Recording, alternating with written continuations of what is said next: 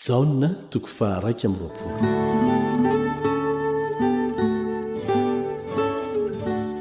Niny sehoan'i Jesosy tamin'ny mpianatra teo amorony ranomasiny Galilia.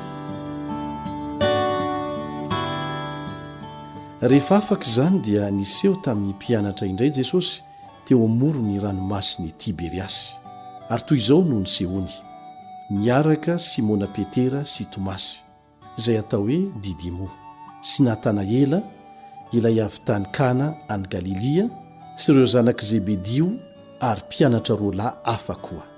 Hoy Simona Petera taminy: handeha hanarato aho. Hoy ireo taminy: handeha hiaraka aminao koa zahay.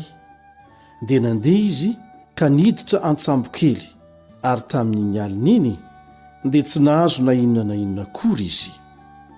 Ary no niefa nazava ratsy ny andro, dia nitsangana teo amoron-dranomasina Jesosy, kanefa tsy fantatry ny mpianatra ho Jesosy izany. Dia hoy Jesosy taminy: anaka, manan-kanina va ianareo?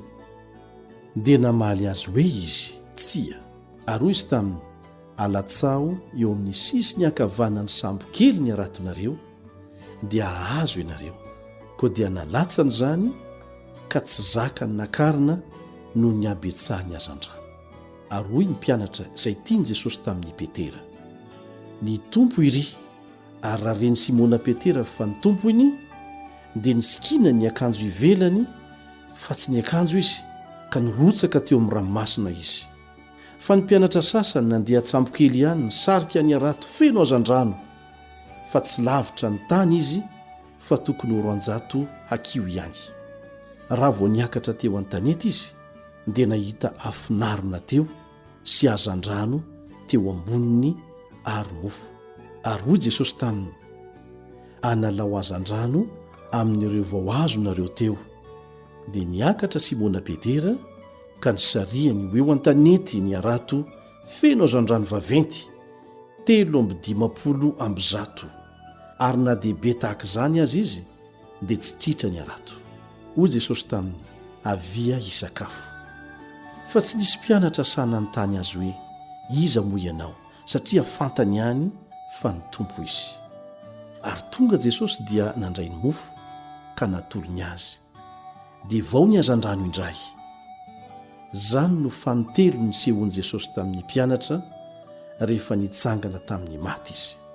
Ary rehefa nisakafo izy, dia hoy Jesosy tamin'ny Simona Petera: Simona zanak' Jaona, moa ny fitiavanao ahy mihoatra noho ny fitiavany reto? Hoy izy taminy: eny tompoko, ianao mahalala fa tianao aho. Dia hoy izy taminy: fa ano ary ny ondrikeliko. Hoy indray izy tamin'ny fanondrony: Simona zanak' Jaona, moa tiava ianao? Dia hoy izy taminy: eny tompoko, ianao mahalala fa tianao aho. Dia hoy izy taminy: andraso ary ny ondriko. Hoy izy fanotelony: Simona zanak' Jaona, moa tiava ianao? Dia nalahelo Petera satria izy nanao intelo taminy hoe: moa tiava ianao? Ka hoy izy taminy: tompoko, ianao mahalala ny zavatra rehetra, fantatrao fa tianao aho. Hoy Jesosy taminy: fa ano ary ny ondriko.